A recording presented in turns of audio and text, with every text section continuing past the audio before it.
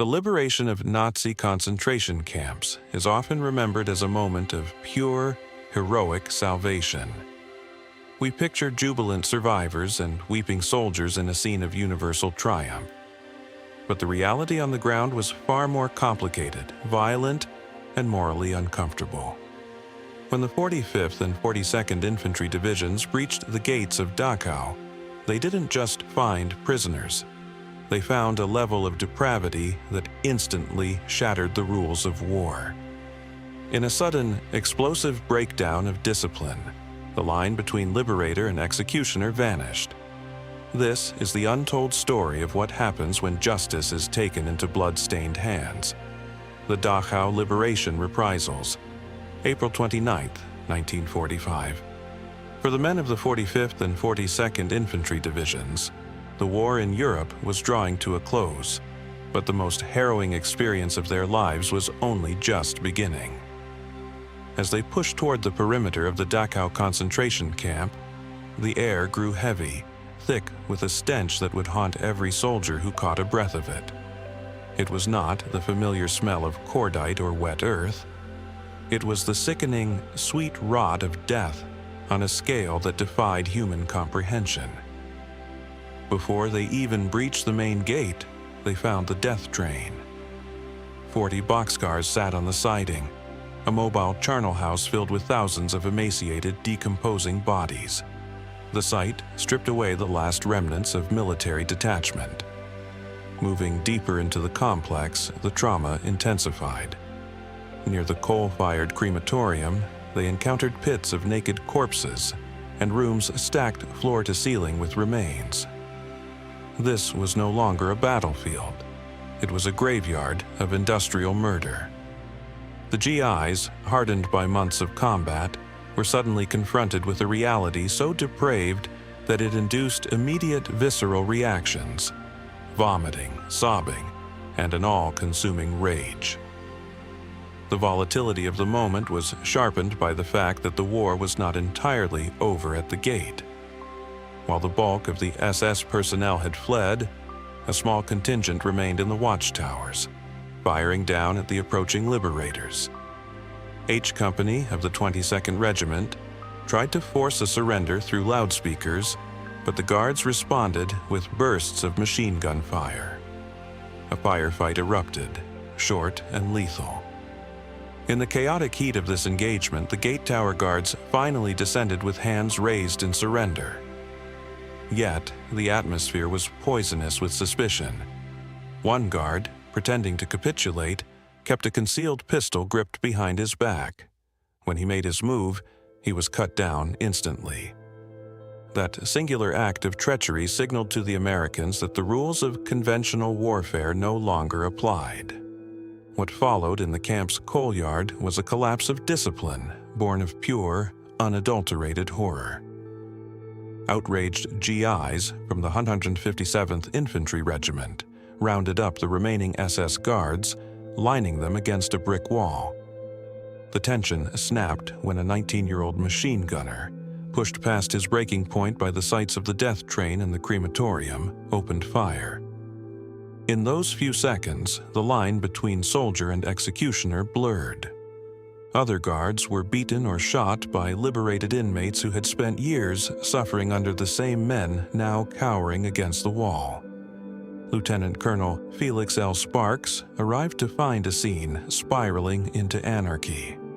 He had to physically intercede, kicking the hysterical machine gunner and forcing his men to regain their composure. It was a desperate attempt to restore order in a place where order had been replaced by the darkest impulses of humanity.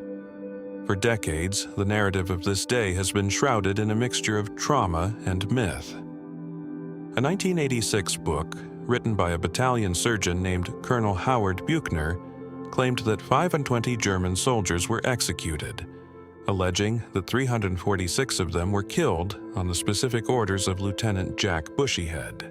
This figure has become a staple of sensationalist history, repeated despite a total lack of supporting evidence.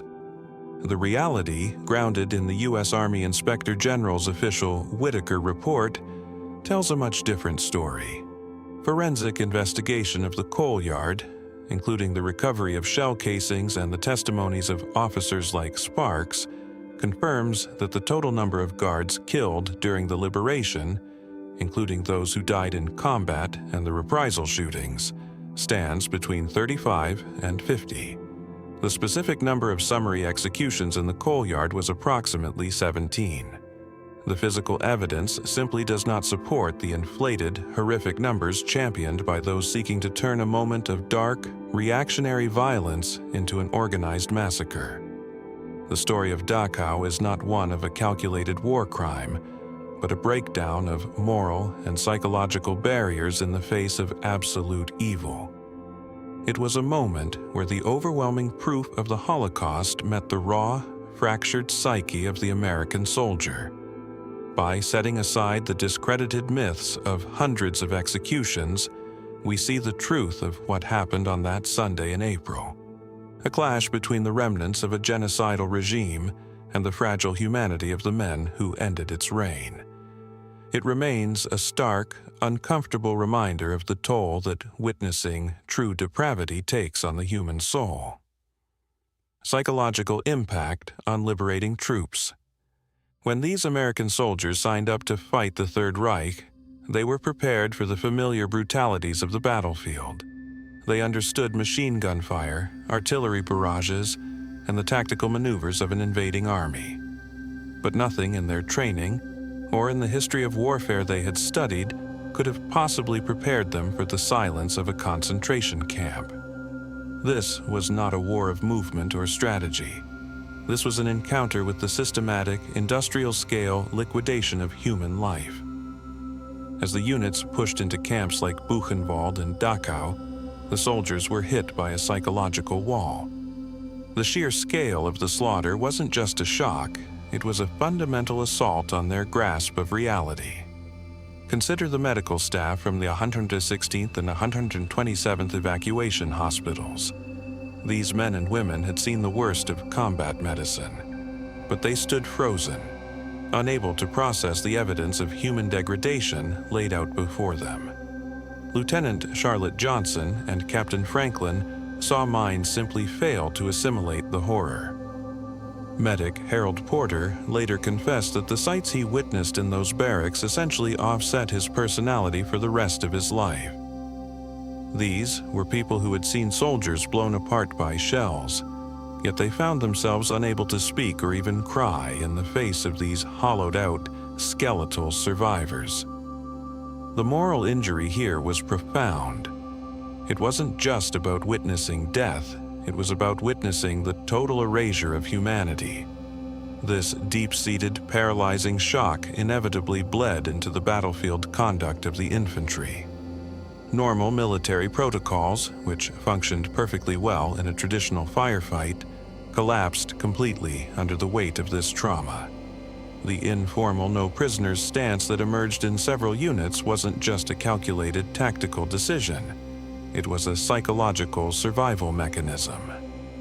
When a soldier looked at an SS guard, he no longer saw a combatant entitled to the protections of the Geneva Convention. He saw a monster, a perpetrator of a crime so vast it defied legal categorization. The impulse to kill them on the spot was the manifestation of a desperate, primal need to restore a sense of justice in a world that had seemingly lost its moral compass. General Dwight D. Eisenhower understood this psychological fracture better than anyone. When he toured the Ohrdruf camp on April 12, 1945, he wasn't just looking at a crime scene. He was looking at the future of human history. He knew that if this horror was left to be forgotten, or worse, dismissed as some form of Allied propaganda, it would cause a different kind of psychological rot in the post-war world. He acted with clinical, strategic resolve. He summoned the Army Signal Corps photographers and international journalists, turning these camps into the most heavily documented locations on the planet. This wasn't just about gathering evidence for a courtroom. It was a mandatory confrontation with reality, designed to ensure that the world could never succumb to the comforting lie of ignorance. The commanders on the ground went a step further. forcing the local German population into this same process of accountability. In Buchenwald, General George S. Patton didn't just allow the citizens of Weimar to observe, he forced them to participate. He marched 1,000 of them through the gates, compelling them to walk past the corpses, to clean the filth, and to rebury the victims. It was a deliberate, brutal psychological lesson. By forcing these civilians to touch the reality of the atrocities that had been happening in their own backyards, the American military was stripping away the mask of collective denial. They were forcing a confrontation between a nation that claimed not to know and a reality that could no longer be hidden. The long-term legacy of this liberation was a heavy, invisible burden carried by the veterans for the rest of their lives. These men were celebrated as heroes who had conquered fascism, but behind the parades and the medals, they struggled to reconcile their role as liberators with the violence they had witnessed or, in some cases, committed in the heat of the moment. Many spent their post-war decades locked in a struggle to find meaning in the rubble. They dealt with recurring nightmares and a lifetime of silence, turning to faith, or simply closing off those memories behind a vault of repression. The dark shadow cast by the liberation of the camps was not just a historical footnote, it was a permanent change in the consciousness of a generation. They saw the absolute limit of what humans could do to one another, and they spent the rest of their lives trying to reconcile that knowledge with the life they were supposed to return to. The Death Train Incident. As the 42nd Infantry Division moved toward the outskirts of Dachau on that fateful April day, they encountered a sensory assault that no amount of frontline combat or battlefield carnage could have prepared them for. It began not with a sound, but with an odor, a thick, cloying, sickly sweet stench of mass decay that hung heavy in the spring air. Many soldiers, among them Private Hilbert Margol, initially recoiled and looked for a source, assuming they were passing a burning chemical plant or a refuse dump. The reality they uncovered was far more gruesome, a horror that defied the rational mind. Before the American troops could even breach the main gate of the complex, they stumbled upon a railway siding that held a nightmare frozen in time, a long, snaking line of roughly 40 to 50 rusted boxcars, packed to the rafters with the emaciated remains of thousands of human beings. This was the death train, a grim, undeniable artifact of the desperate Nazi policy to evacuate camps like Buchenwald ahead of the rapidly encroaching Allied front. What the soldiers witnessed inside those iron crates defies a simple description. The bodies were little more than skeletal frames, stripped of their clothing, and twisted into grotesque, contorted positions, the result of final, frantic struggles for air and a few inches of space. They were the physical evidence of weeks of deliberate starvation, rampant disease, and cold, systematic neglect. This was not a collateral tragedy of a crumbling war. It was an industrial process of elimination, carried out on steel tracks, intended by the SS to whisk the physical evidence of the Holocaust away from the eyes of the advancing liberators. The discovery of the train served as the absolute breaking point for the advancing GIs. Upon witnessing the sheer scale of the misery, the sight of piles of human corpses tumbled over one another like discarded timber, the veneer of professional military discipline simply evaporated. It acted as an instantaneous, involuntary trigger for the eruptive, retaliatory rage that would soon define the liberation of Dachau. For these men, many of whom had seen friends die in the hedgerows of France or the forests of Germany, this sight was a revelation of moral bankruptcy. It convinced them, in a heartbeat, that they were not dealing with a conventional enemy soldier bound by the conventions of war, but with the architects of a hellish, total depravity that had officially placed itself outside the boundaries of human civilization. The irony of the situation is staggering. The Nazi regime had intended these death trains to be a logistical maneuver to hide their crimes and protect their most dangerous secrets from the Allies. They had hoped to disperse the victims, starve them into silence, and destroy the administrative paper trail of their mass murder, effectively sanitizing the camps just in time for the American arrival. Instead, these trains became the most powerful, irrefutable forensic indictment of the entire war. While the Nazis had successfully burned many of their official documents, they could not incinerate the bodies of thousands of victims. The physical presence of the train, combined with subsequent autopsies that revealed the ravages of untreated typhus and tuberculosis, provided an unassailable record of what had been happening behind the barbed wire for years. The global impact of this discovery was amplified by the presence of intrepid war correspondents who understood that they were witnessing the defining evidence of the century. Lee Miller, one of the most prominent and fearless photojournalists of the era, captured the stark, haunting images of these boxcars. Her work, later featured in major publications like Vogue and Life, stripped away the last remaining threads of skepticism held by the global public. These photographs transformed the train from a local, horrific logistical tool into an iconic, universal symbol of Nazi barbarism. The images didn't just document a war crime. They forced the world to look directly into the face of industrial evil. For the soldiers who stood on that siding, the train acted as a moral catalyst. It effectively stripped away the hesitation that usually accompanies the taking of a human life. When they moved from the train toward the camp's interior to face the remaining SS guards, they were no longer looking for a peaceful surrender. They were looking for a form of justice, defined by the raw, visceral shock of what they had just seen. The death train remains a critical focal point in history because it was the moment the liberation of the camps shifted from a standard military operation into a profound, life-altering confrontation with the absolute worst of human capability. It was the moment that proved, beyond any possibility of denial, exactly what the soldiers were fighting to destroy: controversies in military justice. The liberation of Dachau was not merely a military conquest. It was the epicenter of a profound legal and moral earthquake that continues to fracture our understanding of the war. In the chaotic hours following the camp's surrender, the U.S. Army was forced to confront an uncomfortable truth. Some of its own soldiers, pushed beyond the limits of human endurance, had transitioned from liberators to executioners. The official, internal reckoning came in the form of the Whitaker Report. Conducted by Lieutenant Colonel Joseph Whitaker, this was a meticulously thorough investigation that refused to sanitize the events of April 29, 1945.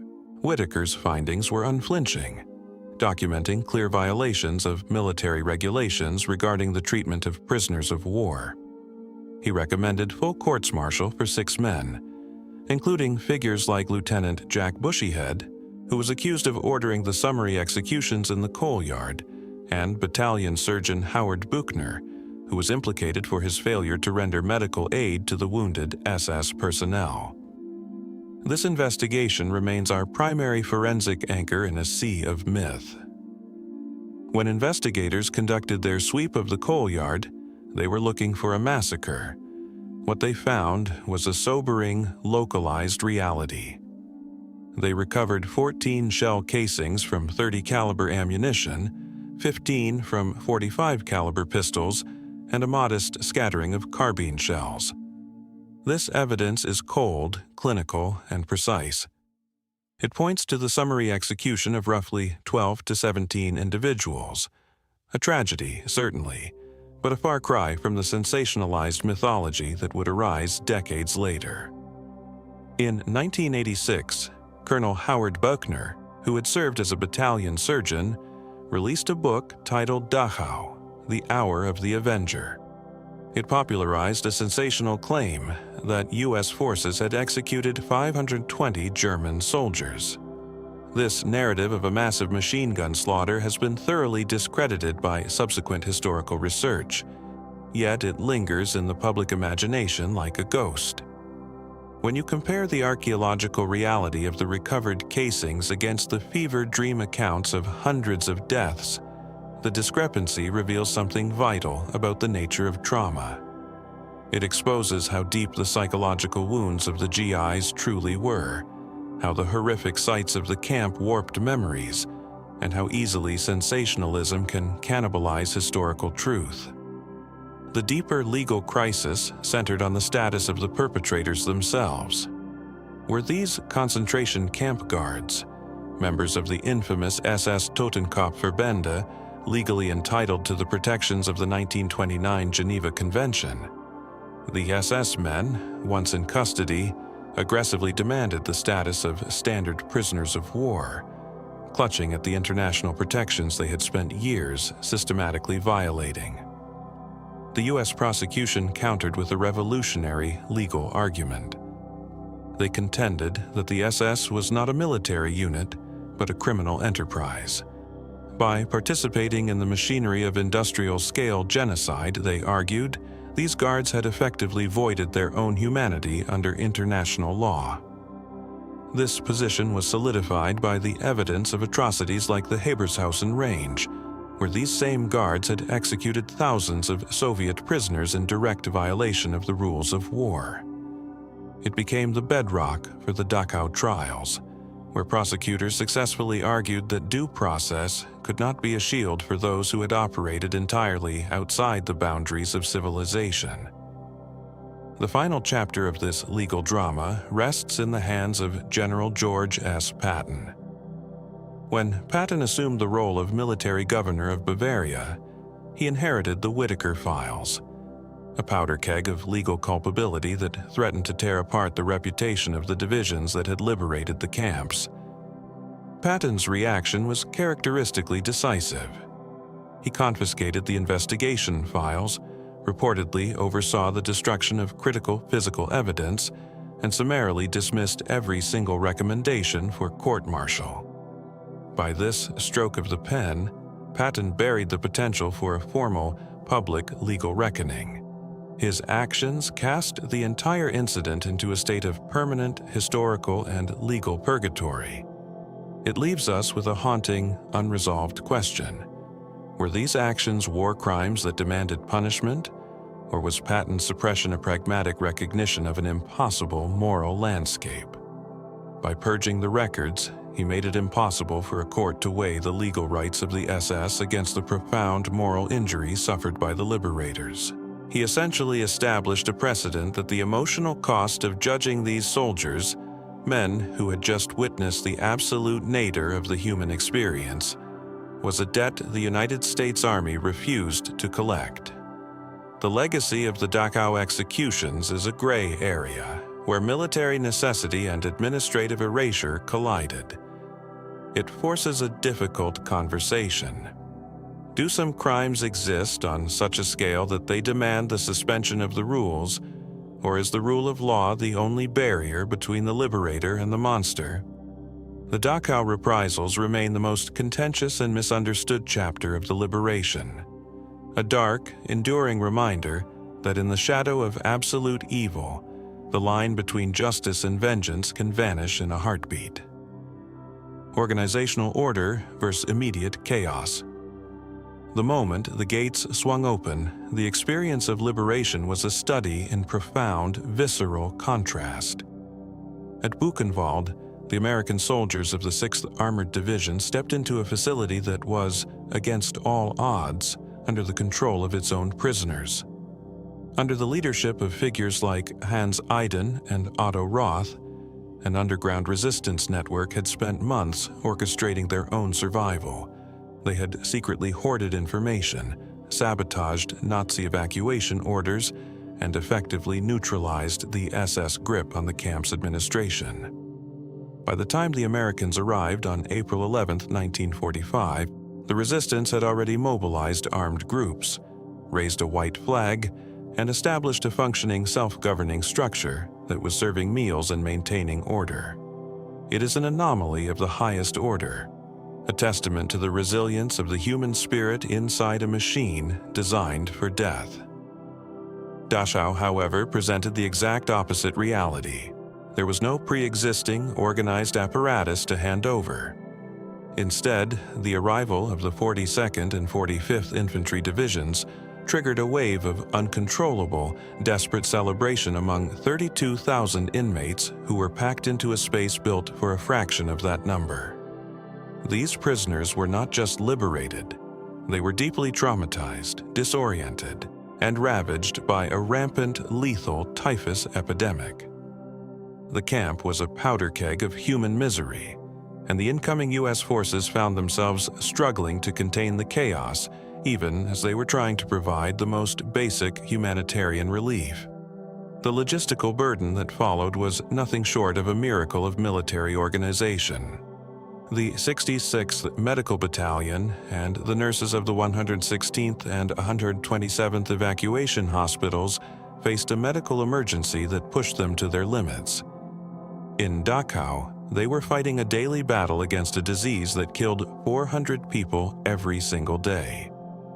The medical staff had to expand 450-bed facilities to triple their capacity, working through the exhaustion of non-stop care. They were forced to administer blood transfusions and intravenous drips to patients whose digestive systems had been reduced to nothing by prolonged starvation, slowly reintroducing nutrients through diets of thin gruel and milk. These medical teams were doing the impossible, trying to bring the walking dead back to life while navigating a landscape of infection and filth. The immense scale of these operations necessitated a new way of defining the military effort, leading the U.S. Army and the Holocaust Memorial Museum to create the official designation of Liberating Divisions. This status was not handed out lightly.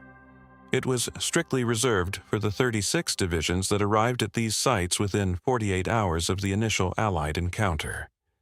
It is a precise bureaucratic effort to ensure that the historical record of these units is anchored in hard, verifiable data from the National Archives. These records are the foundation upon which we stand when we talk about the liberation of Europe, distinguishing the units that were there from the myths that have clouded the history of the war. Beyond the medicine and the logistics, there was a profound, cold-eyed commitment to justice that manifested in the systematic documentation performed by the soldiers themselves.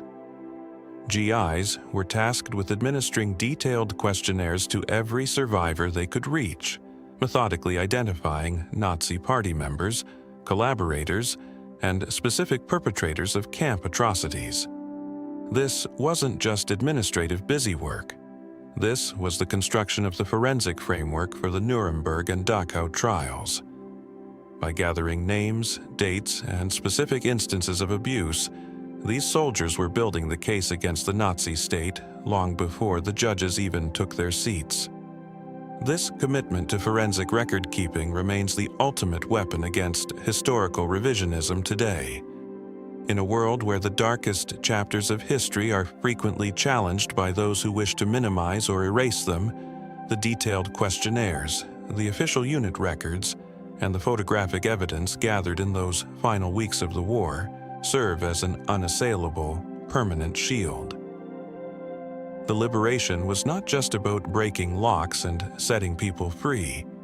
It was about the deliberate, disciplined process of holding evil to account. By transforming a scene of total, chaotic depravity into a documented, legal, and historical certainty, the liberating forces did more than just win a war. They secured the truth for every generation that would follow, ensuring that the reality of what occurred in those camps could never be hidden, denied, or forgotten.